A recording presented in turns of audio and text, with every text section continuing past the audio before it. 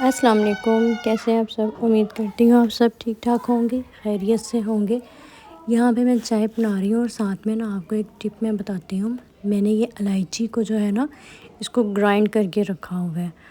اس سے کیا ہوتا ہے کہ ایک تو مجھے لگتا ہے کہ بہت کم کوانٹٹی میں یہ ہم ڈالتے ہیں اور بہت اچھی خوشبو ہو جاتی ہے، اور جیسے ہم کوئی سویٹ وغیرہ بناتے ہیں اس میں بھی ہم یہ ڈالتے ہیں تو یہ ٹیسٹ اس کا آتا ہے، لیکن ایسے منہ میں نہیں آتی ہے۔ سم ٹائم اس طرح سے ہوتا ہے کہ ہم سویٹ جیسے کھیر بنا رہے ہیں، رس ملائی بنا رہے ہیں، الائچی نکالنا بھول جائے نا تو وہ ٹیسٹ جب منہ میں آتا ہے نا اس کا الائچی کے دانے، تو بہت ٹیسٹ خراب ہو جاتا ہے۔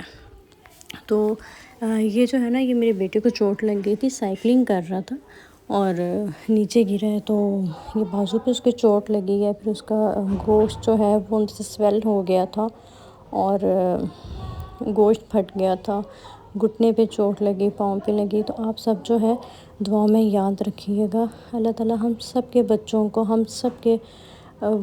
سب گھر والوں کو اپنے حفظ و ایمان میں رکھیں۔ اور اس سے پہلے جو کلپ تھا، جو روڈ پہ کراؤڈ تھا، وہ میں اور میرے ہسبینڈ جو ہے ہم جا رہے تھے تو ہمارے سامنے ایکسیڈنٹ ہوا تھا، دو بائک آپس میں ٹکرا گئے تھے۔ میرے ہسبینڈ جو ہے وہ پھر ان کو دیکھنے کے لیے چلے گئے، تو میں نے ادھر بس یہ چھوٹا سا ایک کلپ لیا تھا۔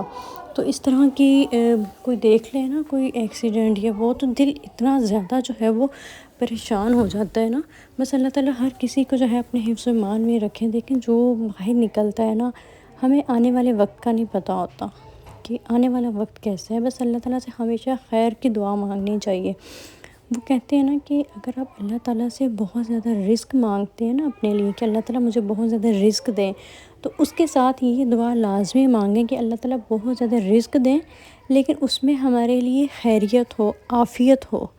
رزق میں، ہر چیز میں جو بھی مانگتے ہیں اپنے لیے عافیت ضرور مانگیں آپ، کیونکہ دیکھیں سم ٹائم ایسا ہوتا ہے کہ ہم بس اللہ سے ایک چیز مانگ رہے ہوتے ہیں، تو پھر ہمیں نہیں پتہ ہوتا کہ وہ چیز ہمارے لیے بہتر ہے یا نہیں۔